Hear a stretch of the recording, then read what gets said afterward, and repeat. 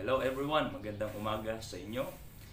Mayroon lang akong i-share sa inyo na maaring makakatulong sa inyong paggaling, ano? Kasi ako ay ilang araw nang inuubo at matigas ang aking plema, hirap lumabas at gaya ng dati at nakagawian ko na rin ang pag-inom ng ganitong klaseng mga gamot, ano? At tuwing ako ay alam kong mamamaos na ako, paos na yung aking lalamunan, boses, no? Masakit ng aking lalamunan, ay bumibili na kagad ako ng strep cells. At ang lagi kong binibili ay itong kulay orange. At palitan yan eh. Pagka naubos ito, sunod naman yung isa yung kulay blue, no?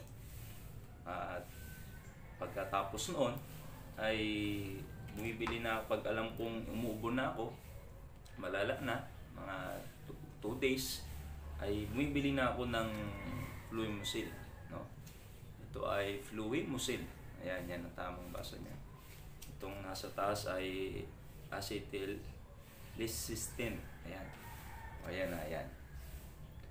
Ito yung lagi kong binibili kapag alam kong malala na yung aking ubo. Tawag dito ay dry cough eh.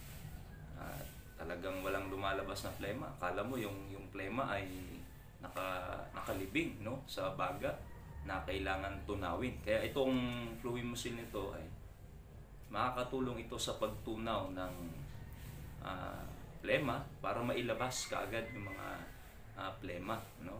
At epektibo po ito sa akin, ha.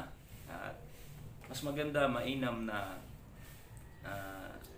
ito ay nireseta din ng mga doktor diyan sa inyo, no? So ganito po ang tamang paggamit niyan. Ito po ay iniinom ng 1 times a day.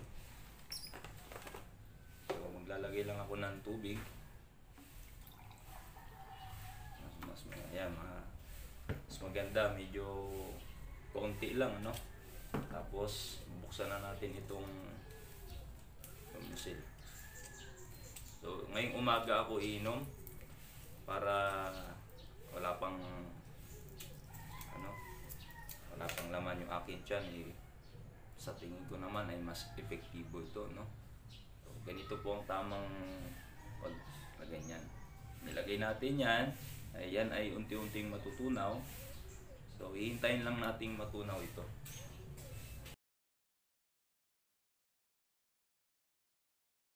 Okay, so tunaw na. So ito ay iinumin ko na. Ulitin ko, isang beses lang ito sa isang araw. Mas mainam na ikaw ay magpa-check up bago ka uminom ng ganitong gamot. Inumin ko na.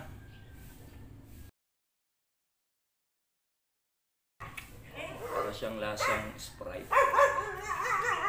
Salamat sa pakikinig. Salamat sa inyo. Magandang umaga and God bless you all.